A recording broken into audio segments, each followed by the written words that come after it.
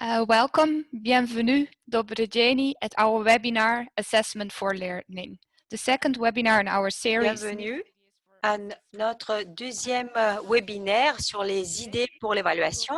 Alors, on sera là sur Zoom avec un webinaire donc multilingue. Et puis, donc, on aura aussi notre plateforme. J'aimerais bien avoir une interaction avec notre participant. Vous pouvez choisir une langue.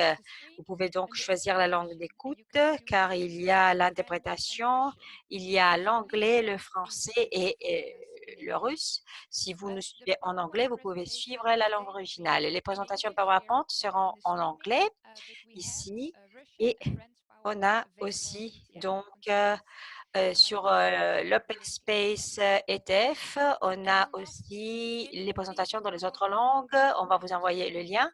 Alors, donc, on va commencer. Je pense qu'on est prête pour commencer et je commence par donc me présenter.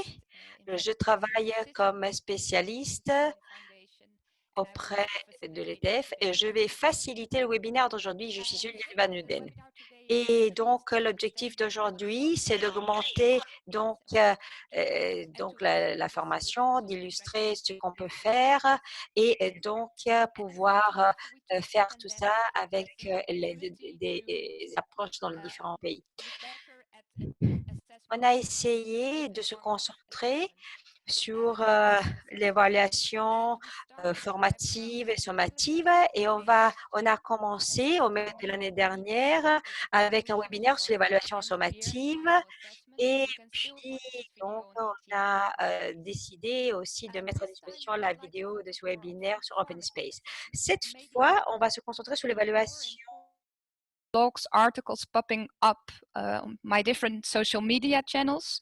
Maybe sont publiés sur le thème, peut-être ce n'est que mes réseaux sociaux, mais en fait, je me suis rendu compte que même la semaine dernière, j'ai eu un entretien avec Dylan Williams, qui est vraiment un expert en ce qui est de l'évaluation informative, peut-être l'un des experts les plus importants.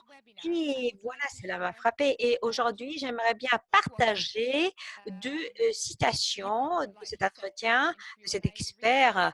Et je me suis rendu compte en fait que donc, cet entretien a été traduit du néerlandais.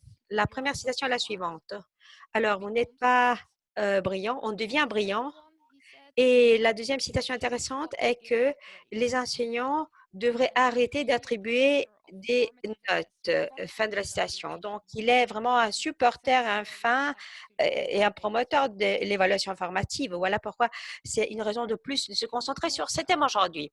On va donc commencer et j'attends un instant que mon transparent apparaisse sur l'écran. Voilà les programmes pour notre webinaire. Alors, on aura une présentation tout d'abord de Janet Looning, la directrice de l'Institut européen d'éducation et des politiques sociales, donc qui est une véritable experte en la matière, qui va vous en dire plus sur les notions clés à la base de l'évaluation formative. Puis, après sa présentation, on aura des questions-réponses. Et donc, pour toutes questions, suggestions, idées, commentaires, remarques, vous pouvez la partager dans la chat ou donc sur Zoom, dont tout est disponible. Et puis, on va partager des exemples de la Géorgie, de l'Albanie, de l'Espagne et de la Tunisie. Et puis, entre-temps, on aura aussi du temps pour des questions en direct. Et puis, évidemment, on va se concentrer sur les pistes pour l'avenir pour améliorer l'évaluation formative et qu'est-ce que nous faisons en général pour promouvoir et soutenir l'usage et la mise en œuvre de l'évaluation formative. Avant de passer la parole à Janet, je désire vous poser quelques questions. On voudrait savoir qui vous êtes et on va utiliser Mentimeter pour le faire. Donc, vous pouvez donc le faire et on vous invite donc à rejoindre le site menti.com, menti.com. Vous pouvez utiliser le code QR ou le lien, donc, ou tout simplement connectez-vous à www.menti.com et utilisez aussi le code que vous voyez 12 98 68 2 pour nous joindre sur menti.com. Chiara, can we start?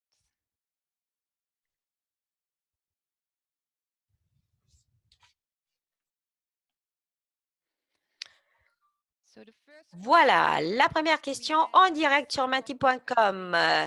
De quel pays vous nous suivez? Et donc, on voudrait bien savoir où vous êtes. Et je sais aussi que il y a ceux qui nous suivent sur YouTube qui ont juste un petit décalage de quelques secondes, donc on leur donne le temps d'écouter et de répondre. Voilà, Albanie au centre pour l'instant. Voyons voir s'il y a d'autres pays qui nous ont rejoints, Bosnie-Herzégovine, Égypte, et puis pas d'autres, des collègues de la Russie, Biélorussie.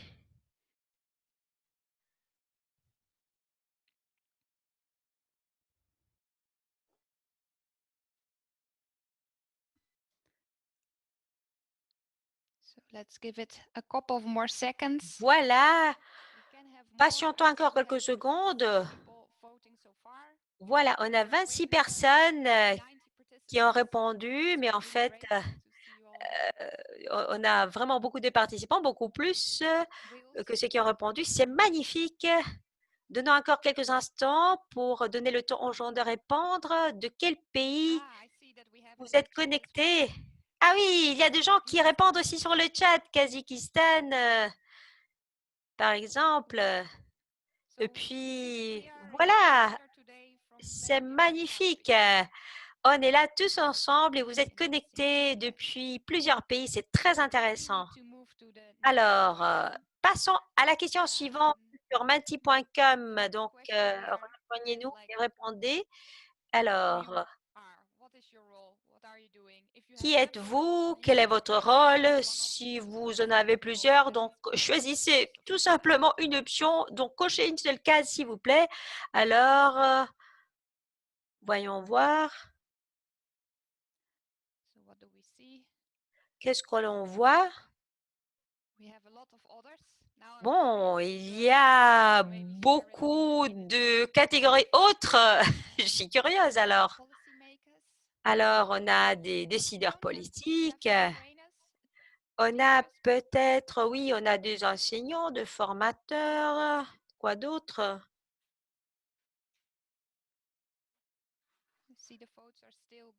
Et voilà, je vois qu'il y a encore des gens qui sont en train de répondre.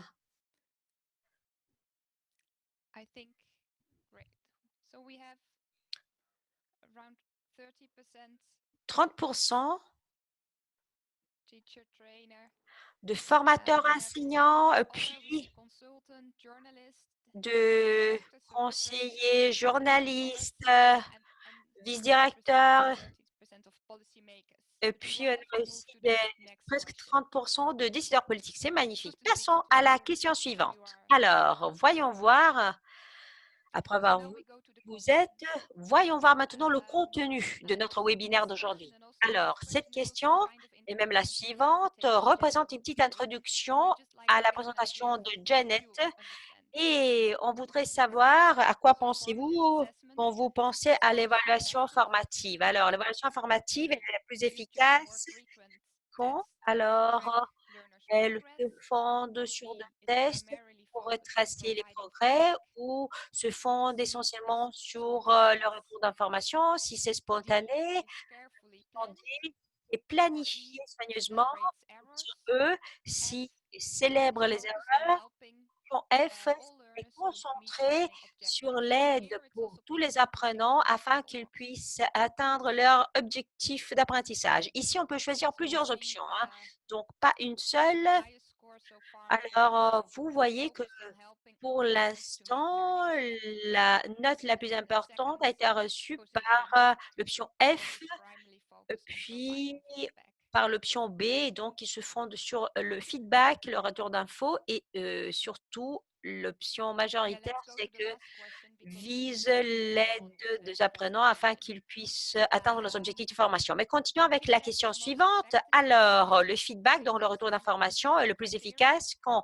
Alors, option A est liée aux standards et les critères. Alors, la question précédente concernait le feedback, l'évaluation formative, maintenant le feedback. Et puis, est fournie par l'enseignant formateur, ne fournit pas beaucoup de détails, fournit des suggestions spécifiques pour l'amélioration et dernière option, elle fournit le feedback au moins au plus tard dans un mois. Alors, ici aussi, on peut choisir plusieurs options de réponse et l'on voit que pour l'instant, les scores les plus élevés est pour l'option D, donc fournit des suggestions spécifiques pour l'amélioration.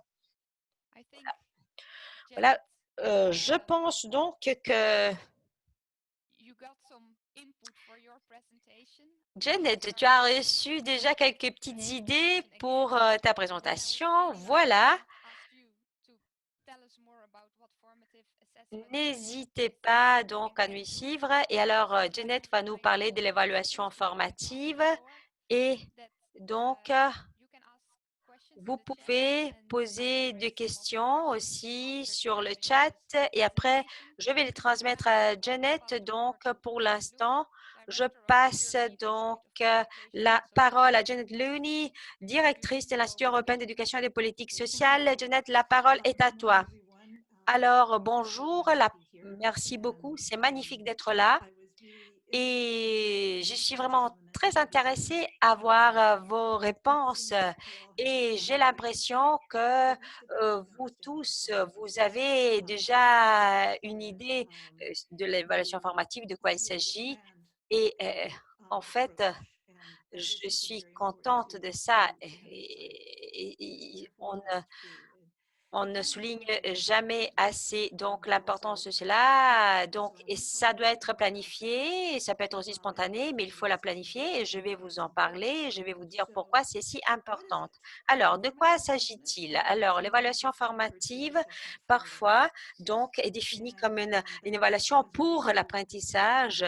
Et donc, c'est pas une évaluation de l'apprentissage, car en fait, vise l'identification de ce que les apprenants comprennent et ne comprennent pas pour décider les étapes suivantes, pour les aider à aller de l'avant. Donc, c'est pour l'apprentissage. Donc, l'évaluation sommative, par contre, se fonde sur un test, un examen et donc sur un devoir qui peut être utilisé pour faire une décision finale, par exemple, décider une note ou l'attribution d'un certificat. Donc, l'évaluation sommative, parfois peut être décrite comme une évaluation de l'apprentissage. Voilà, l'évaluation formative implique tout le monde dans les cas d'apprentissage, qu'il s'agisse d'une salle d'apprentissage, d'une classe, d'un cours en ligne ou d'un cas d'apprentissage en général. Et les formateurs, les enseignants, donc, peuvent définir des activités visant l'identification d'évidence de la compréhension des apprenants pour leur fournir des informations afin qu'ils puissent utiliser le feedback pour adapter les étapes suivantes du processus d'apprentissage. Et donc, ces activités mises au point par les enseignants, les formateurs peuvent comprendre des discussions, des quiz, des observations aussi sur comment les apprenants travaillent ensemble ou abordent un problème. Et puis aussi, les apprenants peuvent être impliqués activement à travailler, disons, de façon indépendante et aussi, ils apprennent à auto-évaluer leur travail et aussi ceux de leurs camarades. Et donc, ils peuvent acquérir aussi des compétences pour le travail d'équipe. Il s'agit d'un processus dynamique dans lequel les enseignants et les apprenants donc adaptent les étapes suivantes de l'apprentissage. Donc, se concentrent toujours sur les étapes suivantes, sur comment faire progresser, aller de l'avant l'apprentissage. Il est important de savoir que l'évaluation formative, c'est une démarche fondée sur des critères. En d'autres termes, les performances sont évaluées sur la base de critères et de standards. Et donc, pour voir le niveau d'apprentissage et pour voir donc s'il s'agit d'un niveau excellent, très bon ou moyen. Et et voilà, et cela après est relié aussi aux résultats d'apprentissage.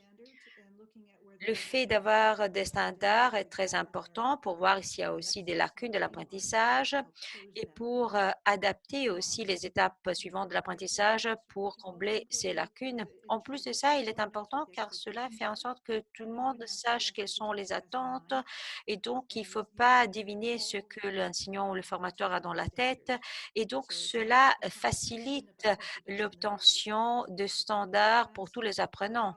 Et donc, en fait, l'objectif final, c'est d'aider les apprenants dans leur progrès et d'après aussi leurs besoins spécifiques d'apprentissage. Et puis, au fur et à mesure que le processus avance, le processus d'apprentissage, les apprenants peuvent aussi participer à la codéfinition de leurs objectifs d'apprentissage, les critères à utiliser pour leur évaluation. Et donc, ça, c'est très important aussi.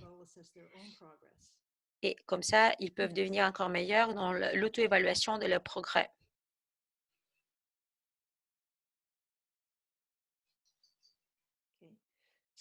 Ce transparent met en valeur différents éléments de l'évaluation formative. Et donc, vous voyez, c'est présenté comme une démarche holistique et fondée sur les synergies, donc où les éléments se supportent, se renforcent mutuellement. Et vous voyez que l'environnement pédagogique est au centre de ces modèles, dans une culture de la salle de classe ou qui soutient donc la confiance. Et ça, c'est très important car effectivement, il faut que les apprenants se sentent libres et suffisamment confiants en soi pour aussi faire des erreurs. Et en plus, les apprenants sont encouragés à interagir et à réfléchir sur leur propre apprentissage. Donc, ça facilite, encourage l'interaction, le développement d'un sens de confiance et l'apprentissage mutuel l'un de l'autre. Le deuxième élément de les modèles, vous le voyez, c'est donc l'implication active des apprenants. Et cela aussi vise une implication directe des apprenants afin qu'ils puissent développer la compétence d'autoréflexion, d'évaluer leur apprentissage. Donc, comment réfléchir aussi, par exemple, sur leurs pensées mathématiques, quelles sont aussi les questions qu'ils doivent se poser pour améliorer leurs compétences. Et puis, si on procède dans le sens des aiguilles du montre, vous voyez un troisième élément qui concerne donc les objectifs pour la résolution des problèmes. Alors, comme je vous ai dit, c'est une démarche fondée sur des critères et évidemment, il faut que les objectifs d'apprentissage soient partagés.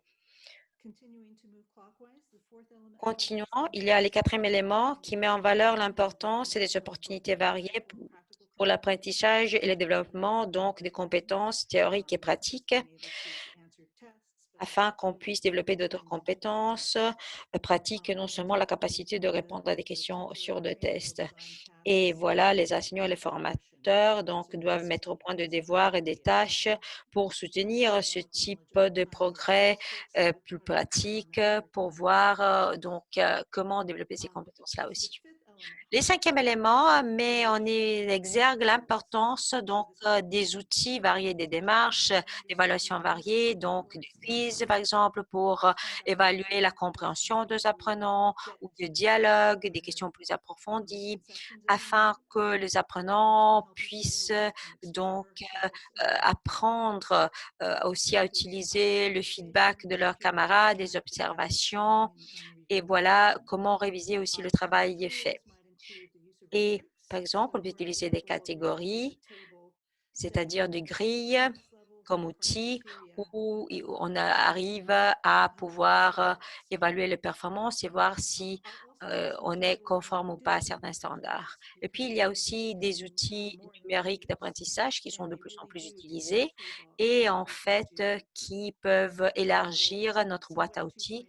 Par exemple, il y a des plateformes web 2.0 qui permettent aux apprenants de travailler en équipe et aussi de générer, par exemple, de rapports, de retours d'infos. Ils peuvent aussi utiliser les réseaux sociaux pour discuter sur des thèmes. Par exemple, ça, c'est une autre possibilité. Il y a d'autres outils numériques, par exemple les quiz, des jeux pour définir des problèmes et là aussi pour encourager les apprenants à aborder ensemble les problèmes. Et en plus de ça, on peut interagir avec la plateforme, mais même sur le terrain pour observer aussi les réactions. Tout cela est très utile car aide vraiment les apprenants à aller de l'avant et à évaluer leur progrès. Et voilà, on peut toujours voir un petit peu en utilisant des outils comme Mentimeter, voir où l'on est avec l'apprentissage et le processus. Et puis enfin, il y a l'élément du feedback, donc du retour d'infos. Et parfois, l'on considère cet élément comme l'élément le plus important de l'évaluation formative. Mais en fait, j'aimerais mettre en exergue en fait le fait que c'est un aspect de cette approche. Mais évidemment, si cela fait partie de la culture de la salle de la classe où tout le monde se sent à l'abri et confiant est très important. Évidemment, le feedback est quelque chose, disons, qu'il faut aussi cultiver, qu'il faut construire. Il faut aussi savoir comment l'utiliser. Et cela fait partie de ces modèles. Et la plupart d'entre vous, peut-être, vous avez vu, donc, on a considéré comme option de réponse correcte celle qui concerne les suggestions pour améliorer. Ça, c'est très important, en fait.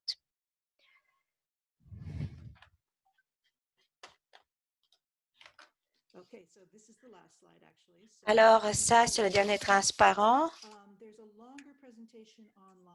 Il y a une longue présentation. Vous pouvez trouver plus de détails et puis il y a aussi d'autres ressources en ligne. Merci. Merci, Janet, pour nous avoir expliqué donc ces éléments qui font partie de l'évaluation formative. Je pense donc qu'on a déjà quelques questions. J'ai une question d'Isa. L'évaluation formative est une partie, disons, intégrante donc du processus, cela dépend du contexte.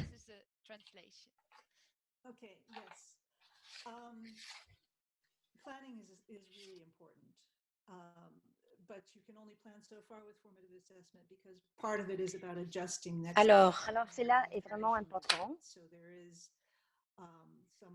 Il y a de règles, mais il faut pouvoir inclure un répertoire, donc il faut aborder de sujets de ce type. Donc il y a une sorte de contingence de la manière on explore qui pourrait être inattendu.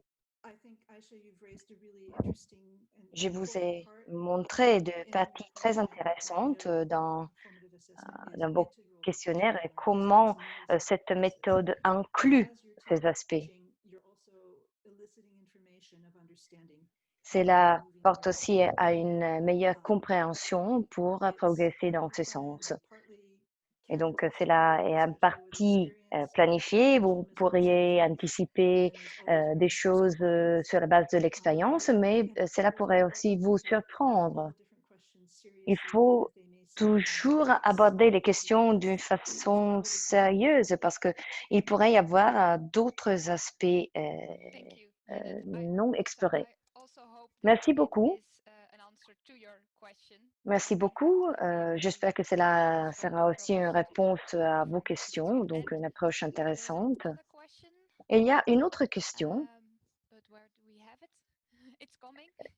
Est-ce qu'il y a une question? Oui, je pense qu'elle va arriver. C'est dans la chat, n'est-ce pas? Oui, j'ai la question. Il serait possible d'élaborer un petit peu plus sur la formation, donc l'évaluation formative, en particulier concernant la pression causée par la crise du COVID-19. Oui, je pense que ce qu'on essaye de souligner là, ce sont les différents instruments digitaux et les limites de ces instruments. La langue digitale. On peut faire des choses avec les instruments digitaux qu'on ne peut pas faire avec d'autres instruments, par exemple faire des sondages avec les classes ou bien des initiatives dans des espaces virtuels et des discussions virtuelles.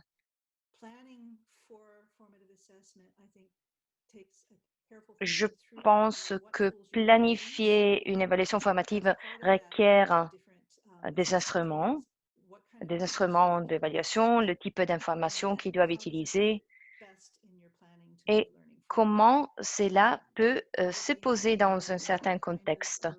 Donc, je pense qu'il faut avoir une différence de différents outils.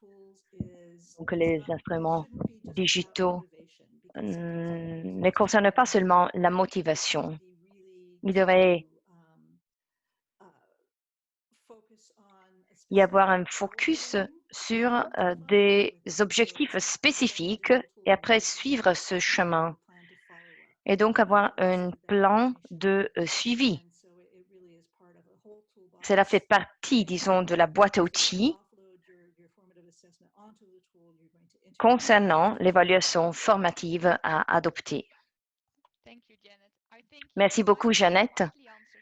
Je pense qu'en partie, vous avez déjà répondu à une autre question parce que vous avez parlé du fait qu'il faut choisir les outils sur la base de ses nécessités. Mais il y a aussi une question qui demande de la part de Abdul, qui demande ce qu'on pourrait recommander comme outil ou application. Bon, je ne peux pas donner de nom spécifique de programme parce qu'il y en a tellement. Et nous avons tous de différences, donc des aspects positifs, des pros, des contraintes. Et ils ont tous des aspects positifs, ils sont disponibles, il ne faut pas choisir certainement de voie définitive l'un ou l'autre. Mais il est important de voir, de choisir quelque chose qui puisse suivre votre pensée, votre manière d'analyser. Merci. Je pense qu'il y a encore le temps pour une toute dernière question. Je vois qu'il y a des questions en français. Je pense que je peux les traduire en anglais de la part de Naila.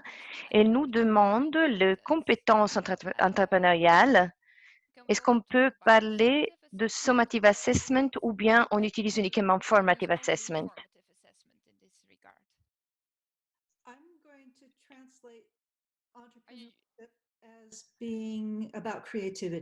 Je dirais qu'on peut parler de créativité et je sais qu'il est difficile d'évaluer quelque chose sur la base des résultats seulement, mais lorsque on regarde l'aspect de la créativité, on souhaite définir des critères spécifiques,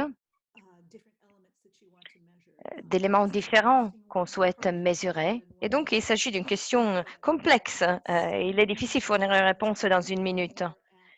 Mais disons qu'il y a les experts conseillent d'avoir toujours une approche créative à l'esprit.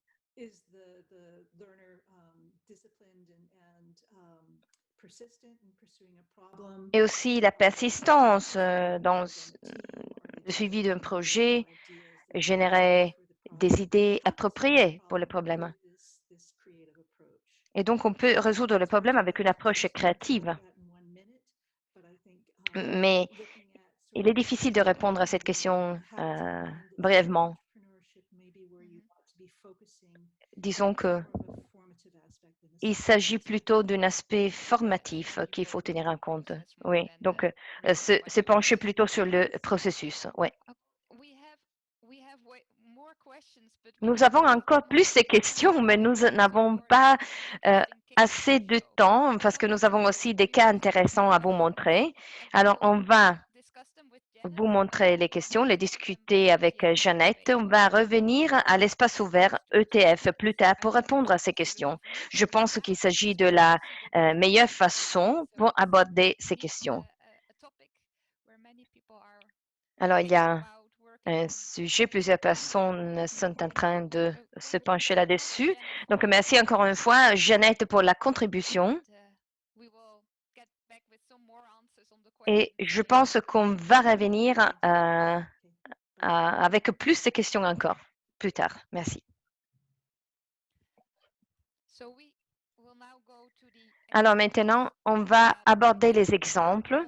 Je pense que nous avons tous appris à propos de l'évaluation formative ce qu'elle pourrait faire et elle fait. Il est intéressant de voir ce qu'elle peut faire en pratique aussi. Nous avons 4 exemples aujourd'hui et on va les partager à 2. Donc, je vais partager les premiers 2 exemples et il y aura un petit peu de temps pour les questions et réponses pour chaque cas.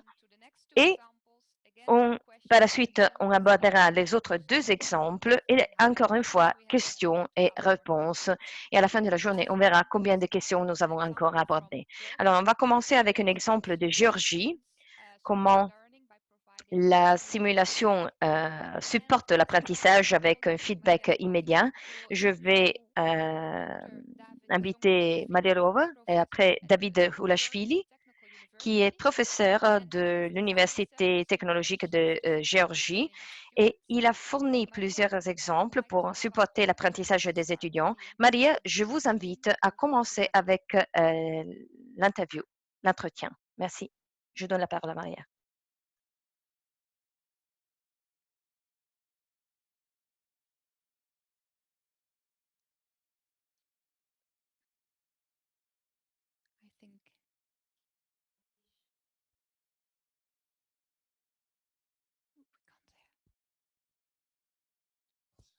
There's no sound.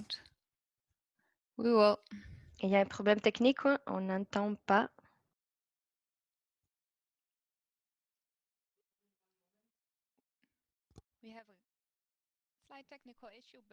Nous avons un petit souci technique, mais juste quelques instants et on va revenir.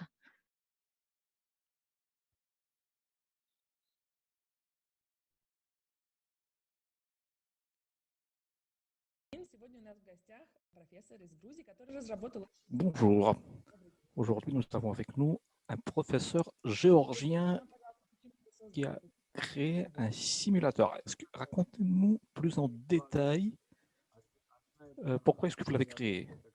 En fait, c'est un simulateur qui possède 2 options. Tout d'abord, ce sont les expériences dans un laboratoire purement virtuel parce que la physique n'est pas comparable aux mathématiques. Dans la physique, il faut vraiment comprendre. Les mathématiques est un outil. On ne peut pas mémoriser les formules sans comprendre ce qu'ils veulent dire. Et deuxième option, c'est de mener des expériences avec des objets réels. Et en même temps, dans un environnement virtuel, observer ce qui se passe et comprendre tous les processus. C'est très important. C'est très important pour que les étudiants puissent comprendre les processus physiques et les étudier, et comprendre comment on peut évaluer les compétences des étudiants. C'est très important. Donc ainsi, grâce à ce simulateur, on peut être très transparent, on peut expliquer les critères selon lesquels on fait l'évaluation. Donc il y a par exemple des questions à choix multiples. En fait, s'il y a des questions à choix multiples traditionnelles, on peut deviner. Mais avec notre simulateur, on peut vraiment comprendre. Est-ce que l'étudiant a bien compris le problème? Et il y a toute une série de compétences qui sont développées grâce à ce simulateur. Par exemple, on enseigne les circuits électriques. Ensuite, on peut continuer avec la formation dans le monde réel. Ainsi, on a plus de compétences. Voilà, je vais vous donner un bref exemple pour que vous puissiez comprendre comment ce simulateur et cet environnement virtuel fonctionnent. Voilà, donc c'est le logiciel qui vous pose des questions et vous pouvez répondre. Ce n'est pas seulement la réponse, mais vous devez aussi montrer comment ce circuit électrique, par exemple, doit fonctionner. Donc, vous devez vraiment maîtriser le travail avec les outils. Donc, je vais vous montrer.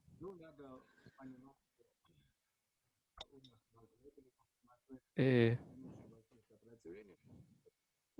donc ici, c'est nécessaire d'utiliser les voltmètres, les ampèremètres pour mesurer le courant électrique et la résistance. Donc, je vais commettre une erreur. Donc maintenant, je dois assembler ce circuit et créer le formule et tout connecter correctement. Voilà. Maintenant, je vais faire une erreur. Ben voilà, une fusée qui est brûlée, ce qui se passe dans la vie réelle. Donc ensuite, j'ai compris où est mon erreur et je l'ai corrigée.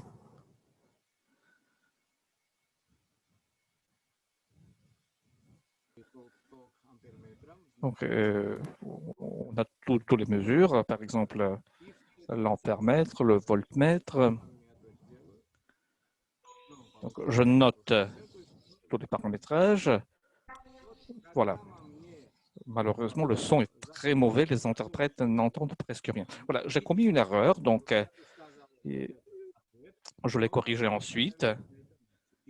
C'est le professeur qui le voit. Et ensuite, le logiciel, le simulateur continue à me poser des questions.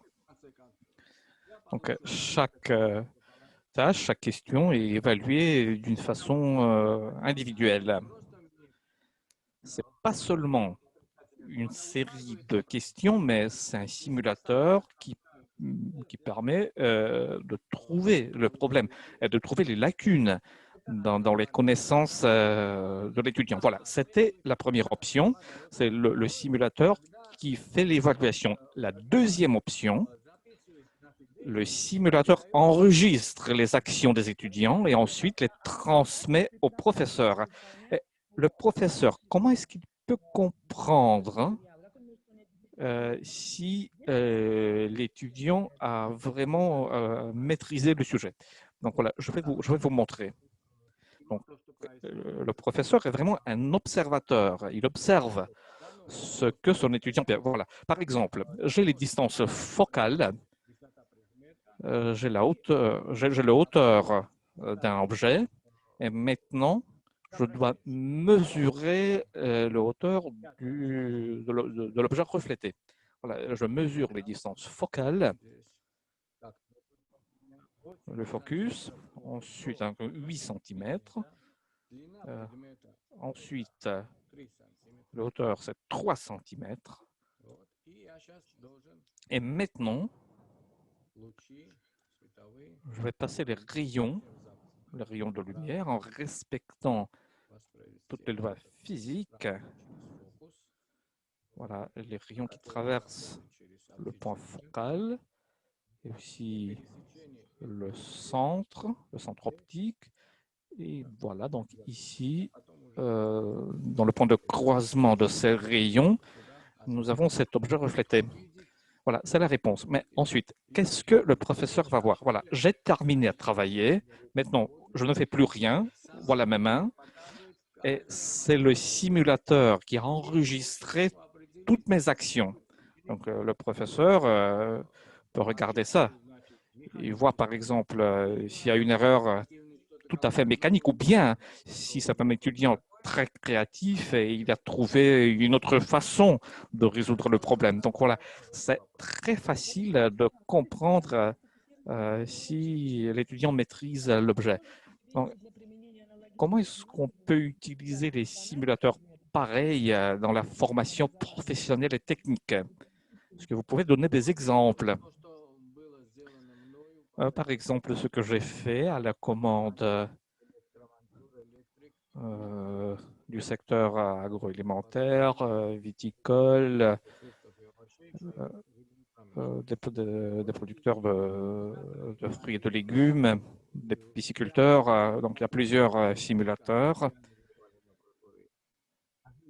Ils sont aussi liés aux objets réels. Donc, il y a deux options. Donc, il y a le monde virtuel et ensuite, on peut expérimenter avec les objets réels qui sont connectés aux ordinateurs. Et les étudiants, qu'est-ce qu'ils pensent de ces simulateurs? Les étudiants qui travaillent avec ces simulateurs sont vraiment les meilleurs et ils sont gagnants de tous les concours. C'est vraiment un autre niveau des connaissances parce que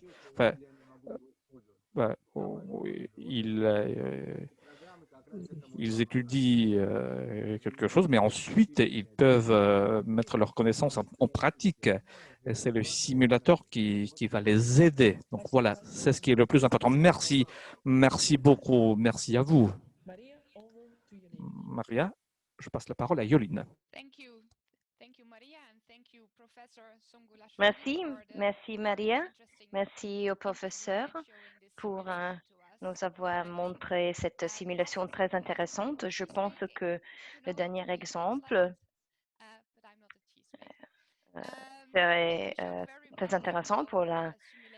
Je pense qu'il est intéressant comment la simulation fournit un feedback immédiat lorsque les étudiants font des erreurs.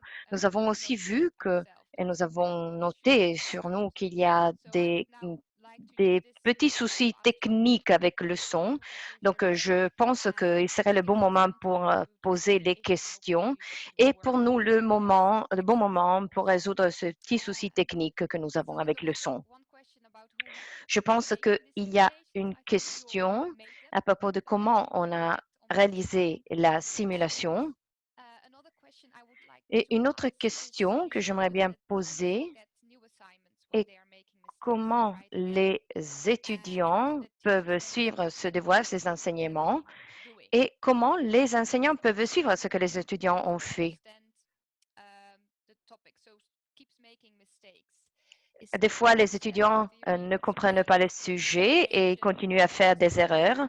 Et alors, la simulation, ça peut suivre. Et alors, ce sont quoi les difficultés principales? Alors, je donne la parole au professeur Shangoulavidi. Bonjour. Bonjour, je vais vous expliquer. Donc, j'ai montré mon logiciel, mais il y a aussi un autre logiciel pour donner les explications théoriques et montrer les exemples. Je n'ai eu que 6 minutes. En 6 minutes, c'était impossible de montrer tout. C'est pour ça qu'on n'a pas vu cette partie avec le logiciel théorique. Donc, d'abord, on montre la théorie, on explique tout.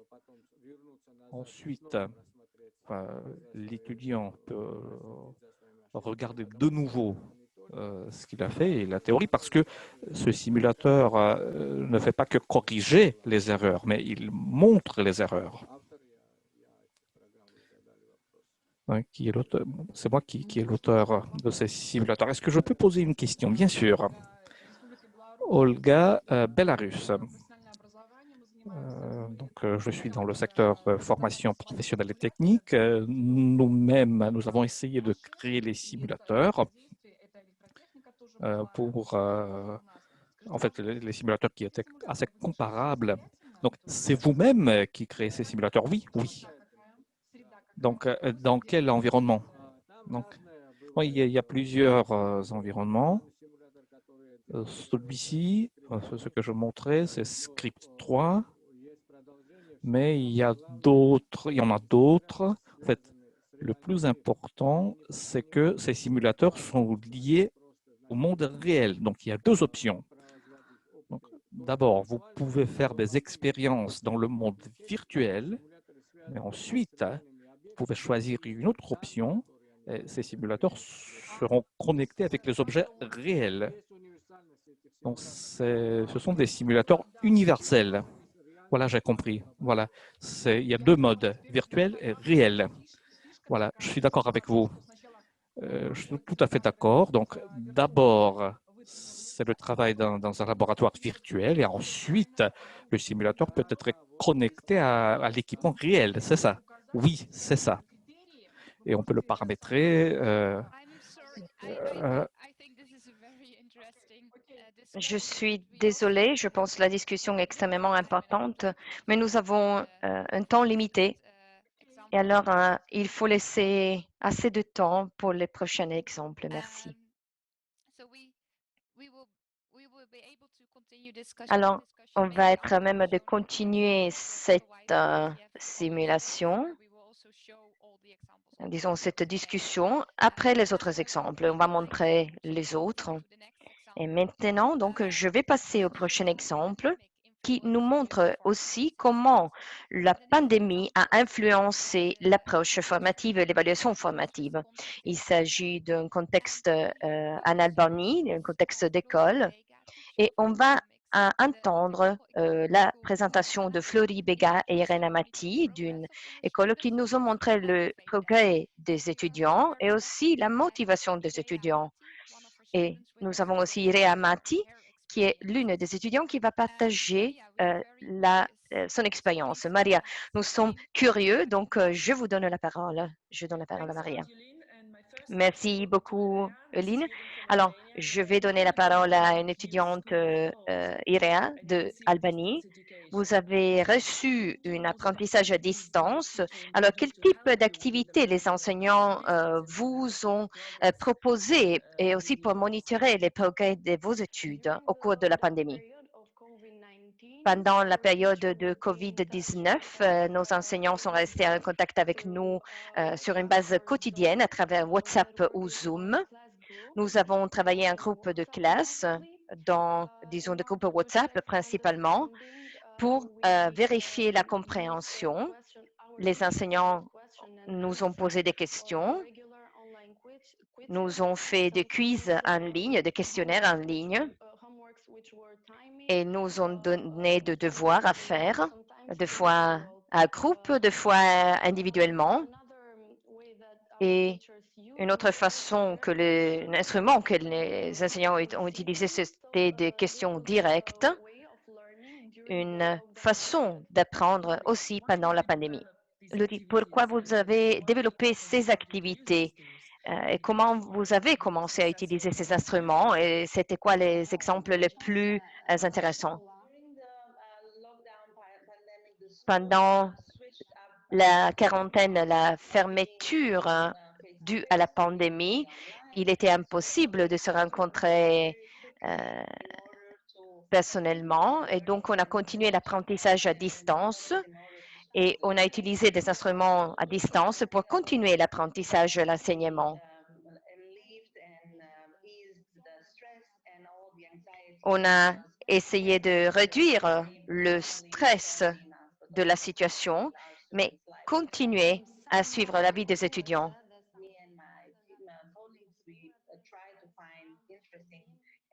Nous avons essayé de trouver de manières intéressantes pour motiver les étudiants.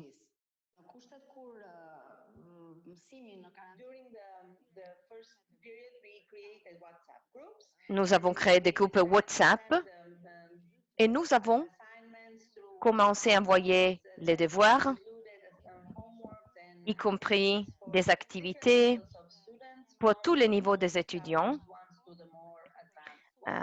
à partir des étudiants des classes de niveau inférieur jusqu'aux classes les plus avancées. Donc, vous avez parlé de WhatsApp et des questionnaires en ligne. C'était quoi les instruments les plus utiles pour vous?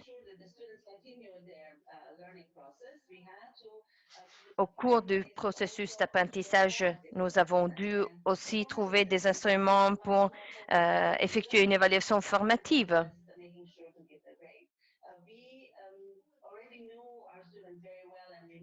Nous connaissions déjà les étudiants bien.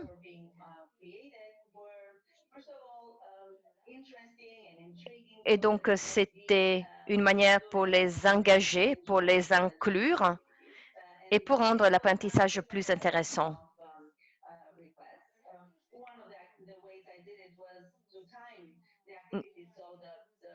Nous avons eu des questions de demande de certaines activités, aussi de partage. Nous avons offert des activités créatives.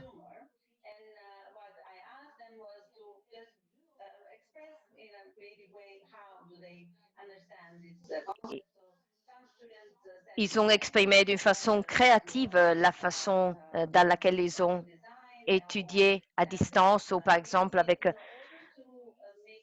la façon de se rencontrer en ligne. Et nous nous sommes assurés que chaque session en ligne était riche en contenu.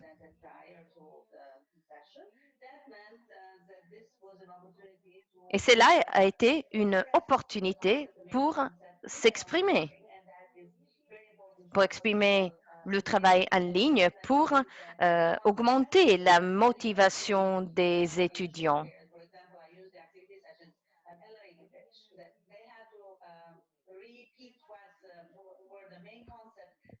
Ils ont pu revoir les mêmes concepts au cours des leçons.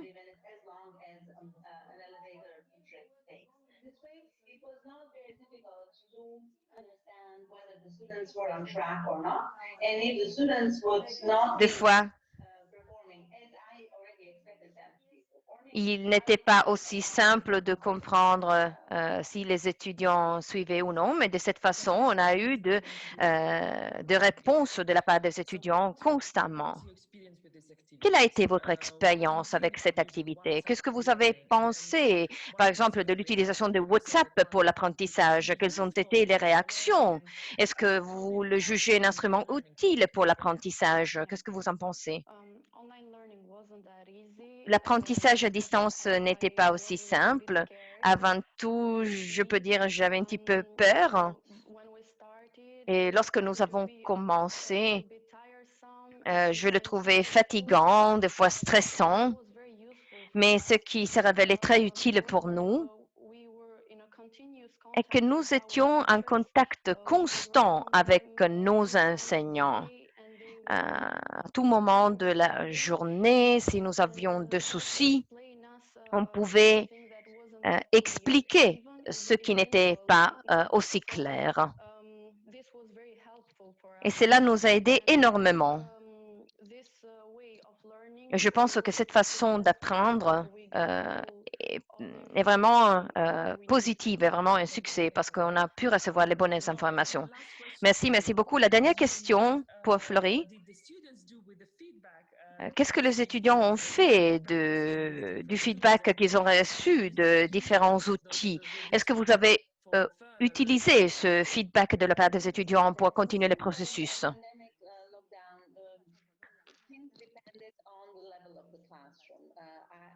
Au cours de la fermeture du lockdown, on a pu suivre les progrès des étudiants. Et la chose la plus importante pour moi était s'assurer que les étudiants recevaient le bon support nécessaire. Et nous étions là toute la journée, donc non seulement au cours des classes, au cours des heures d'enseignement.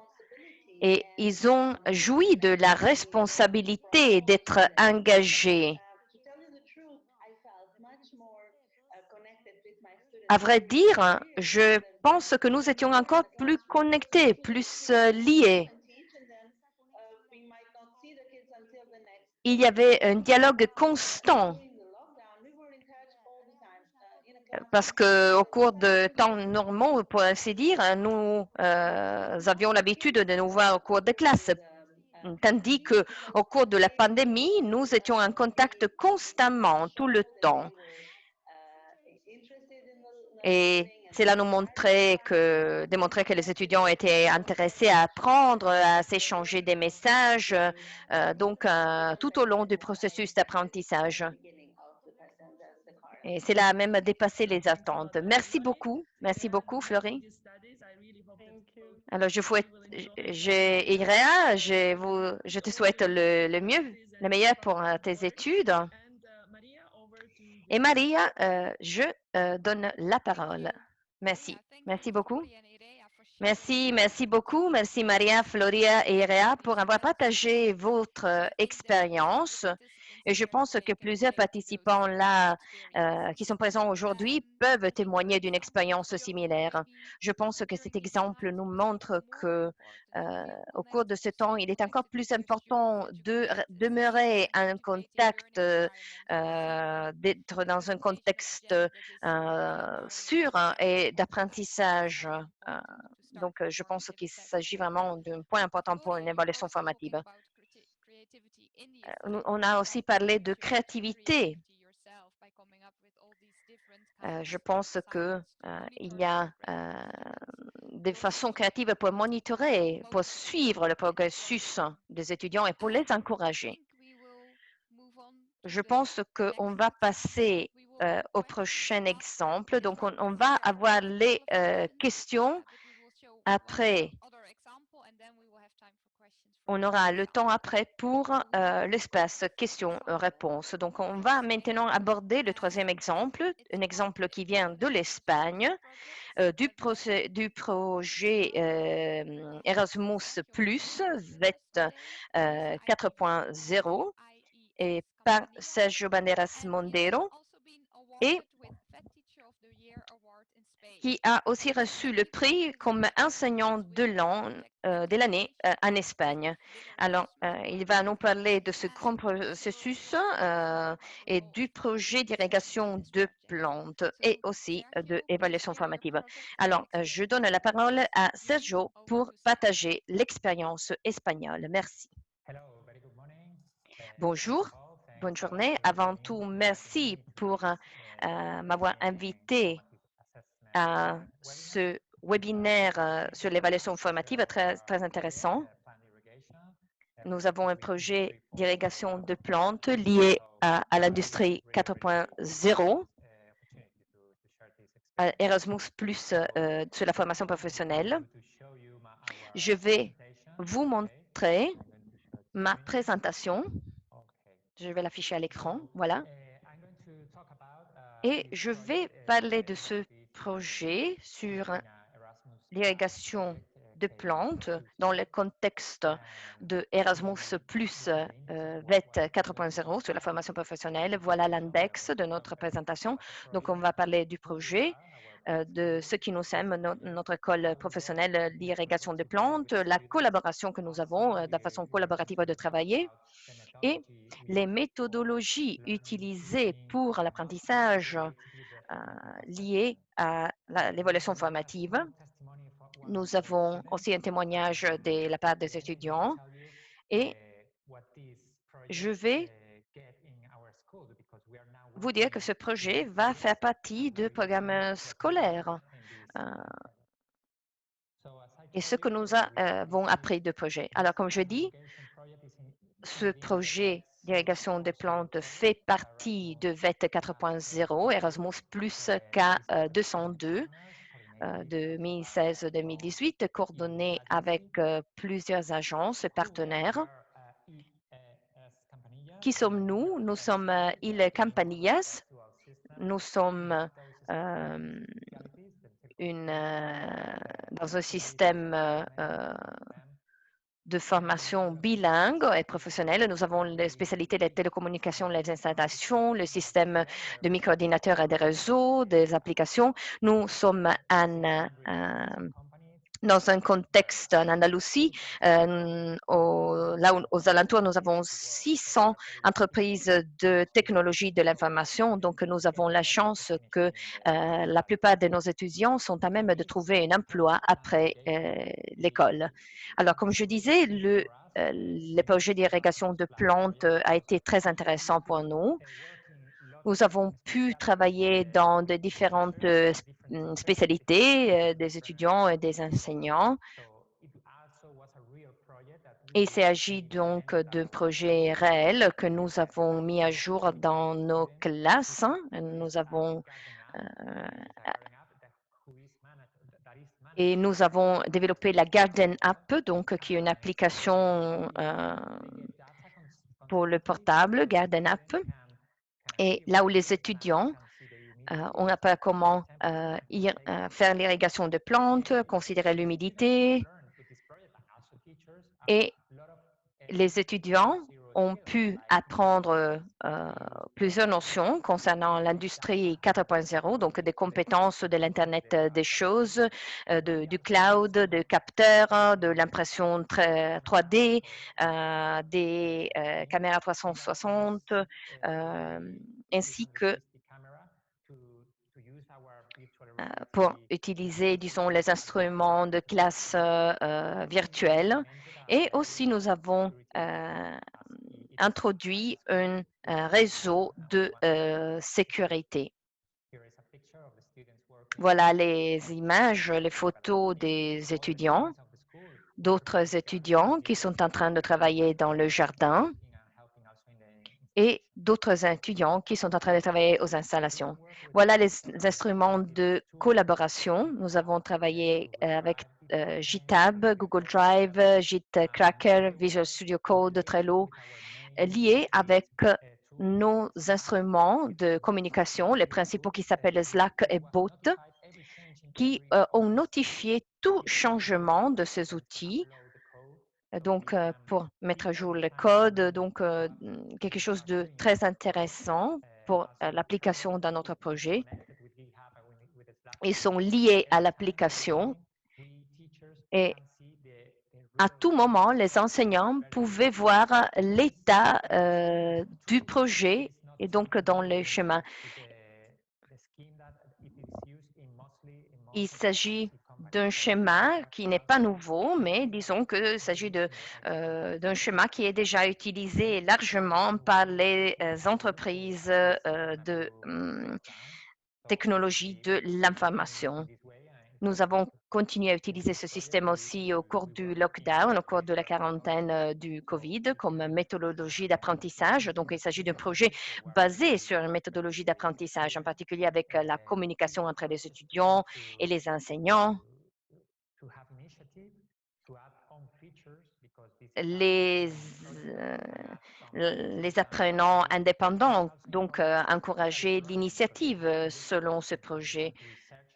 Donc, les étudiants doivent pouvoir avoir leur initiative qui est encouragée pour l'auto-apprentissage. Ils peuvent créer de nouvelles solutions. Alors, à propos de l'évaluation formative, nous avons exploré, par exemple, lorsqu'ils étaient en train de développer le code qui a été téléchargé comme GitHub. On a vu comme les lignes de codage ont été mises à jour. Et il s'agit d'instruments très, très puissants pour l'évaluation. Pour le testing, donc le testage, nous avons eu des résultats aussi pour le déploiement, donc avec le serveur web,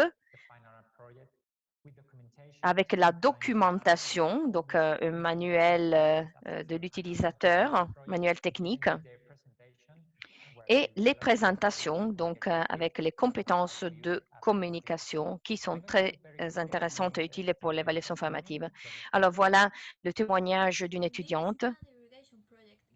Ce projet a donné à moi et à mes collègues étudiants l'opportunité de combiner toutes les connaissances apprises, toutes les compétences apprises. Nous avons appris comment développer des techniques pour lesquelles on pouvait mettre à jour les données en utilisant des capteurs. Et on a téléchargé les données sur une base de cloud pour pouvoir interagir avec les capteurs et les données. La chose intéressante de ce projet collaboratif est que nous avons utilisé le même environnement utilisé par les entreprises de la technologie de l'information qui travaillent. Donc, très bien. Donc, voilà.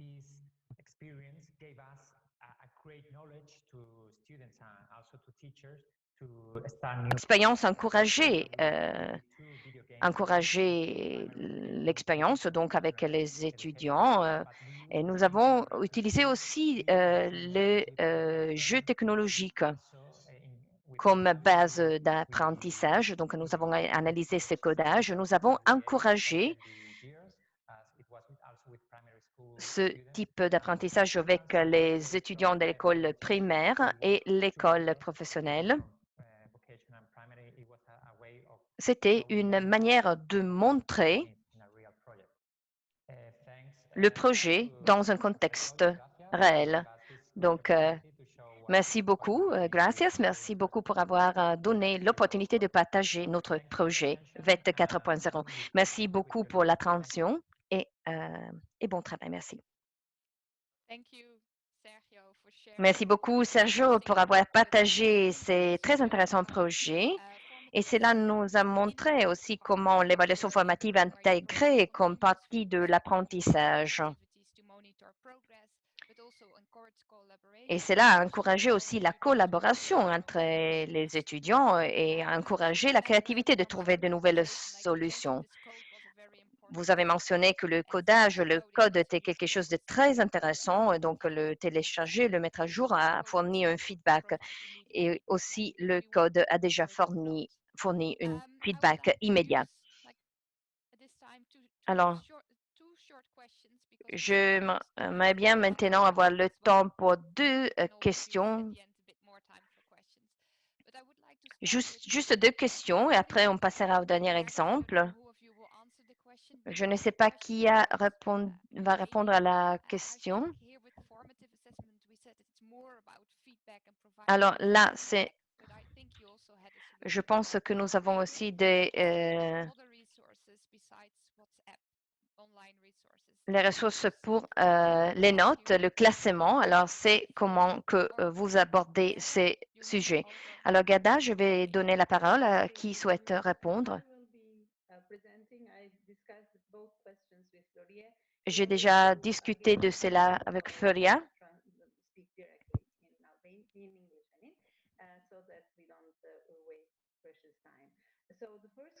La première question,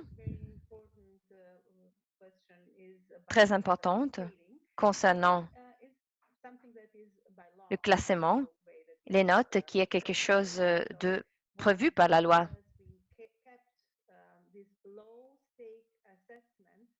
Donc, nous avons fait de évaluations fréquentes et ils avaient l'opportunité d'améliorer ce qu'ils n'avaient pas fait correctement. Et aussi, c'était l'opportunité pour les aider. Donc, nous avions aussi l'opportunité d'aborder d'autres sujets. Mais nous connaissions déjà très bien nos étudiants. Et donc, c'est pour cela que nous avons gardé les mêmes profils à la fin du jour. Mais on savait que ce type d'évaluation faisait aussi partie de la formation. Et donc, avec des notes. C'était une évaluation formative et non seulement l'apprentissage tout court. Mais comme cela fait partie de notre culture et a été spécifié, alors cela n'a pas posé de problème. La notation, le classement est très important. Cela est très important aussi pour la motivation des étudiants, sinon ils ne seraient pas aussi motivés. L'autre question concernait la plateforme. Quel type de plateforme on utilise? Nous avons une plateforme spécifique qui s'appelle Moozobay.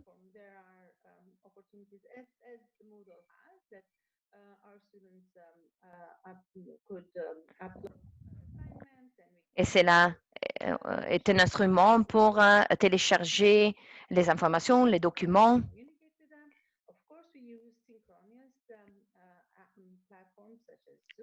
Nous utilisons aussi des plateformes telles que Zoom.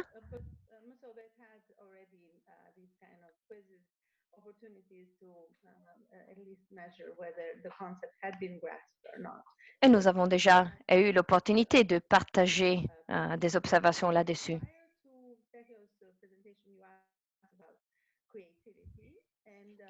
Dans la présentation, on a parlé aussi de créativité.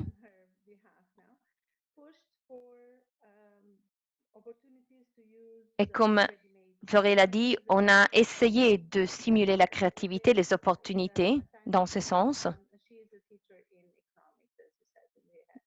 Donc, elle est enseignante d'économie. Et par exemple, ils pouvaient utiliser la créativité pour développer des annonces publicitaires ou bien pour développer des publicités pour des projets de produits spécifiques. Et c'était une manière pour développer la créativité et encourager la créativité des étudiants. Merci beaucoup. Merci beaucoup. Une réponse très complète. Merci. J'ai aussi une question pour Sergio et je pense qu'on aura le temps pour le dernier exemple.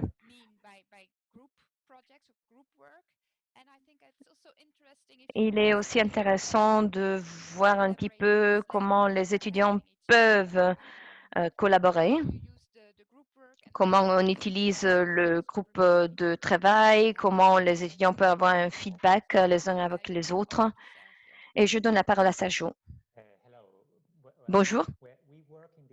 Nous travaillons dans le projet, comme je dis, en collaboration, donc un projet collaboratif en faisant de simulations, comme s'ils étaient dans une entreprise, comme si nous étions une entreprise. Donc, chacun travaille au projet.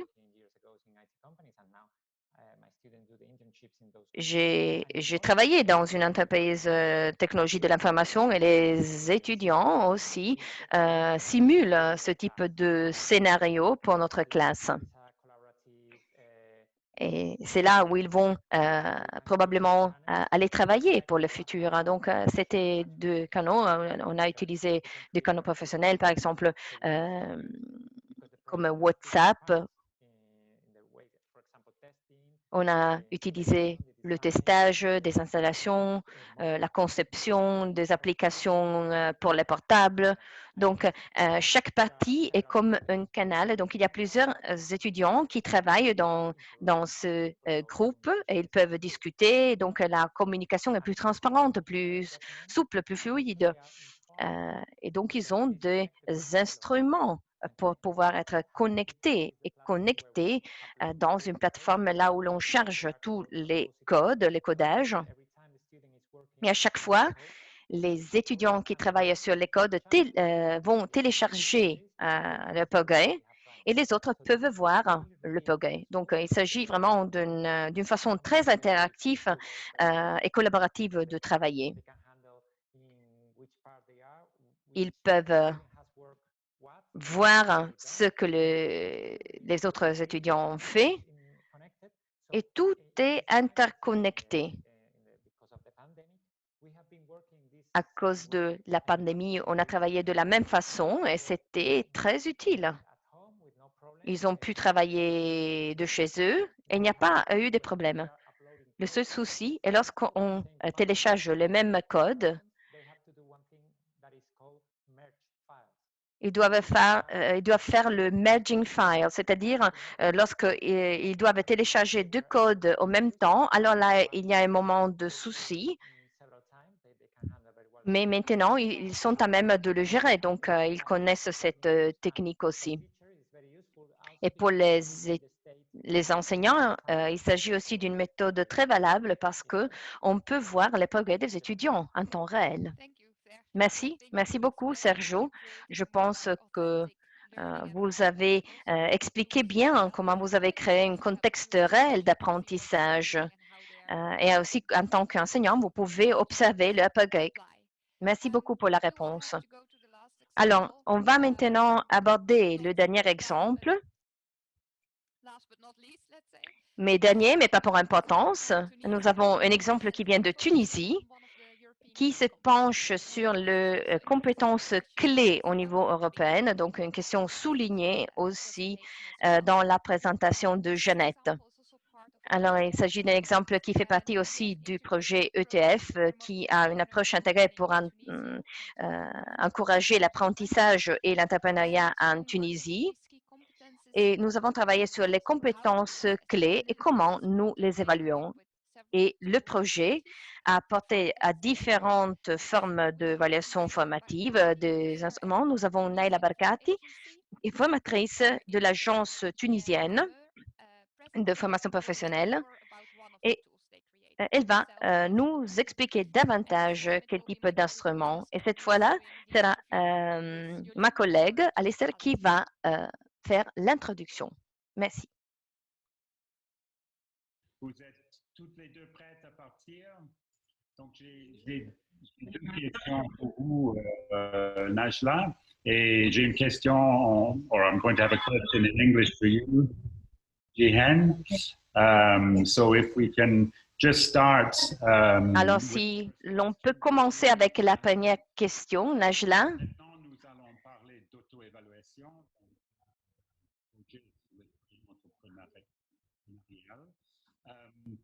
Quel a été le but de ce projet et quel a été le rôle de l'auto-évaluation dans ce la question. Je voudrais d'abord apporter une précision concernant la notion d'esprit entrepreneurial. Il s'agit en effet d'une façon de penser et d'agir. L'esprit entrepreneurial permet notamment de prendre des risques mesurés, de penser de façon créative et d'être dans l'apprentissage continu. L'État tunisien, en fait, voudrait promouvoir cet esprit au niveau de toutes les structures qui accueillent les jeunes, que ce soit des universités ou des centres de formation. L'objectif de ce projet, qui est conduit en étroite collaboration entre le ministère de la formation professionnelle et le public. Donc, depuis des années déjà, cet enseignement a eu lieu dans les centres de formation professionnelle avec des programmes différents. La question d'évaluation du niveau, du degré d'acquisition de cet esprit entrepreneurial s'est alors imposée.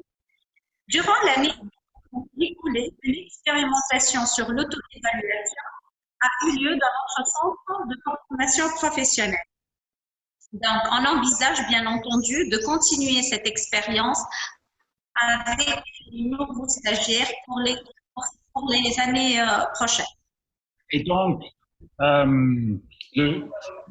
au sein du projet, on a compris le but, mais quel a été le rôle de l'auto-évaluation au sein du projet?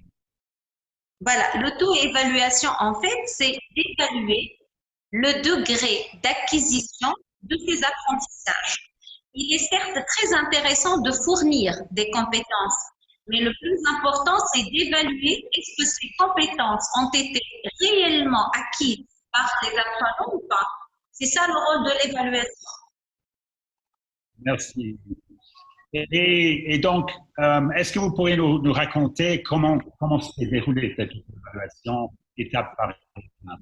Donc, cette expérimentation, en fait, a eu lieu avec 20 apprenants qui sont âgés entre 20 et 25 ans pendant une durée de 3 ans. Ça s'est déroulé en 3 étapes. La première, c'est une présentation des compétences entrepreneuriales, les 15 compétences du référentiel européen Entrecamp. Par la suite, en deuxième étape, on a eu un auto-positionnement des apprenants par rapport aux compétences entrepreneuriales en utilisant des smileys. Ça veut dire qu'on a fourni aux apprenants une grille avec les 15 compétences et l'étudiant devrait s'auto-évaluer par rapport à chacune de ces compétences en utilisant les smileys. Donc, il y a le sourire, bien entendu, ça veut dire j'ai cette compétence. Il y a le deuxième niveau sceptique, je ne sais pas. Et le troisième niveau, je n'ai pas cette compétence. Donc, on avait une grille avec 3 niveaux. Troisième phase, on a eu les discussions et les feedbacks entre les apprenants sur la pertinence de l'auto-positionnement. De ces discussions, le formateur était un modérateur pour permettre aux apprenants de s'exprimer librement et de prendre conscience de leur évaluation grâce au retour de leurs camarades.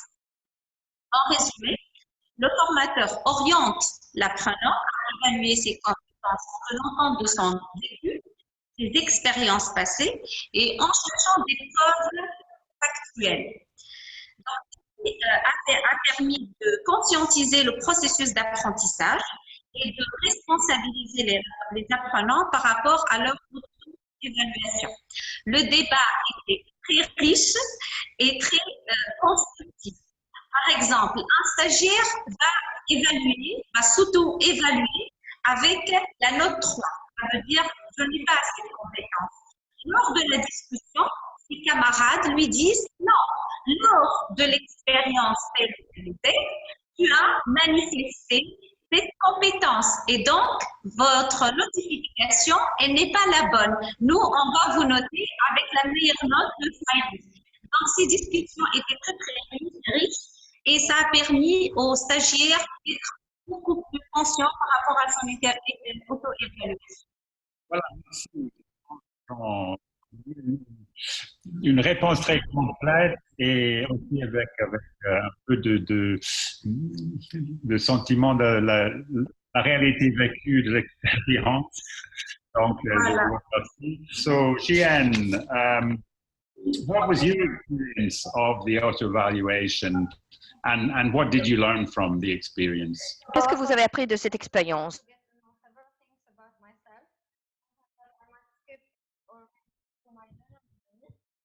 At first, that's what I liked about the experience. Society made us think to kids that all that matters is about academic skills. Nowadays, things have changed, and it was for that for me. I was able to get through the experience on the assessment day. Today, I crossed the bridge from learning life to the professional life to professional opportunity. Read how I had the courage to take such a risk and still appreciate how easy it was for me. J'ai eu le courage de comprendre et j'ai pu expérimenter un nouveau système avec un diplôme. Maintenant, je travaille dans une agence de conseil et nous avons mené aussi des questionnaires statistiques et avec des choses qui sont tout à fait nouvelles. Je pense que c'était très intéressant, ce projet, pour se auto-évaluer pour le futur, mais aussi je crois que pour être un professionnel dans une société, il faut être aussi une être humaine. Et ce n'est pas toujours à voir avec les compétences académiques. Donc, il est important aussi de tenir compte d'autres compétences. Mais c'est plutôt d'une manière de songer, d'une manière durable, d'une manière éthique, voir ce que cela peut apporter. Donc, c'est différent des compétences académiques de l'apprentissage académique. Cela donne une valeur ajoutée à nous tous. Et pour dernier, mais pas pour importance, c'est une grande opportunité pour apprendre davantage à s'auto-évaluer, à apprendre à propos de nous-mêmes, à apprendre ses compétences. Ça, c'est ce que j'ai appris. Donc, merci beaucoup. Merci beaucoup. Merci beaucoup. Merci beaucoup. Merci beaucoup.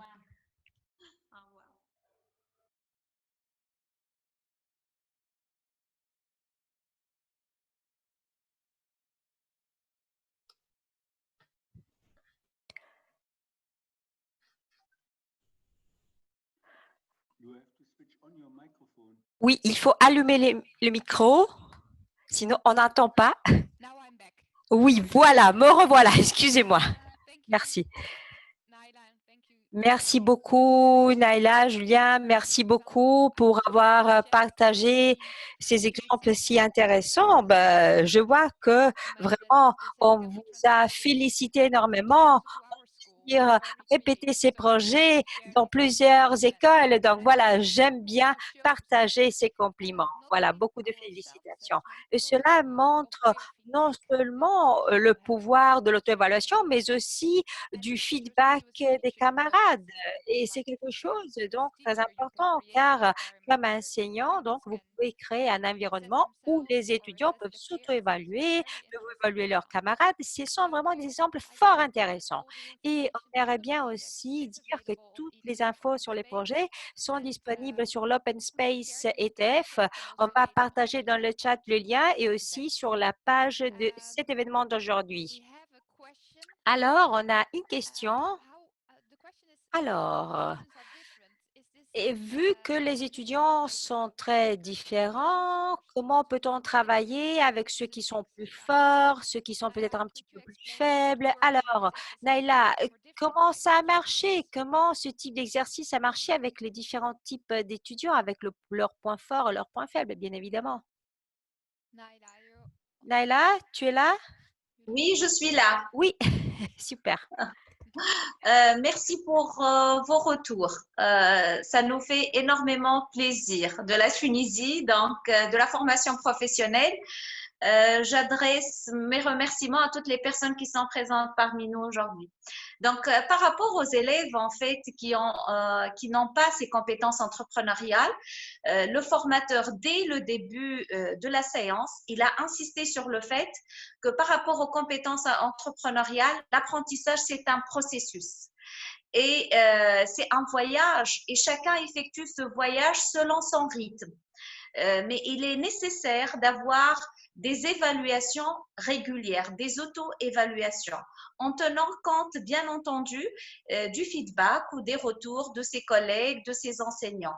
Donc, dès que le cadre était très, très bien mis dès le début, donc même les stagiaires qui n'ont pas ces compétences étaient vraiment très à l'aise pour partager leur auto-positionnement.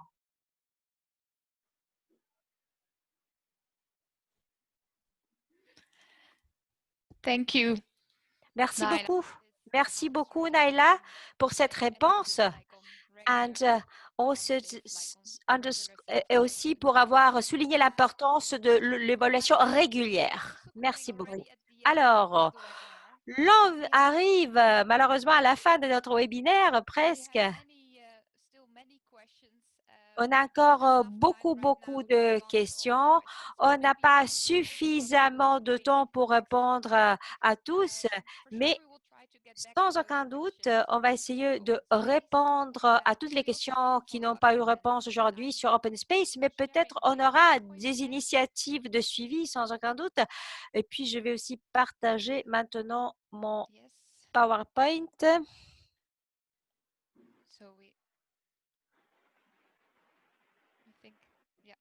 Voilà. Oui, on va juste aller de l'avant car on a déjà eu un débat très intéressant. Aujourd'hui, on a vu dans quelle mesure différentes formes d'évaluation et différents exemples sont appliqués à des contextes très variés. Les enseignants sont clés pour la préparation du contexte, mais pas seulement, c'est-à-dire que le feedback vient de l'enseignant, mais pas seulement. On peut utiliser, comme on a vu, des programmes et des logiciels de simulation, comme on a vu, puis on peut avoir un feedback continu, donc un contact constant, comme on a vu dans les cas espagnols et albanais. Et en Albanie, par exemple, on a vu ce défi, disons, d'une situation tout à fait nouvelle. Et puis, on a vu l'exemple tunisien où vraiment les élèves ont été impliqués à part entière et se sont, disons, aidés mutuellement, évalués mutuellement. Et on l'a vu aussi dans le cas de l'Espagne. Et on voudrait continuer dans les prochains webinaires sur l'évaluation collective pour prendre des décisions et comment on peut l'organiser, comment l'utiliser. Et donc, on va aussi jeter un regard, évidemment, sur l'autre webinaire qu'on a eu au mois de mai. Et donc, on va réfléchir sur ça pour voir les leçons apprises et comment faire progresser donc l'évaluation sommative et l'appliquer. Bon, on a eu beaucoup d'interactions, on en est très content. Et peut-être on pourrait avoir des initiatives uniquement interactives en ligne. Donc, si cela pourrait vous intéresser, donc dites-le nous, quels sont aussi les thèmes que vous voudrez discuter, car vraiment ces webinaires sont très utiles, sont très riches, on peut partager beaucoup d'exemples, mais après on n'a jamais suffisamment de temps pour l'interaction, donc peut-être on pourrait avoir des initiatives avec un nombre de participants limité pour avoir plus d'interaction, pour voir exactement comment appliquer, organiser, utiliser l'évaluation formative et sommative. Et voilà, et donc on va continuer ce débat aussi sur l'Open Space ETF. Pour l'instant, j'aimerais bien remercier tous nos rapporteurs d'aujourd'hui pour avoir partagé leurs expériences, leurs exemples, leurs réflexions, suggestions, idées, et aussi tous les participants qui sont restés jusqu'à la fin. Donc, c'est magnifique. On a eu un nombre très élevé. Donc, merci, merci, merci pour avoir partagé vos idées, vos questions, vos remarques et vos expériences.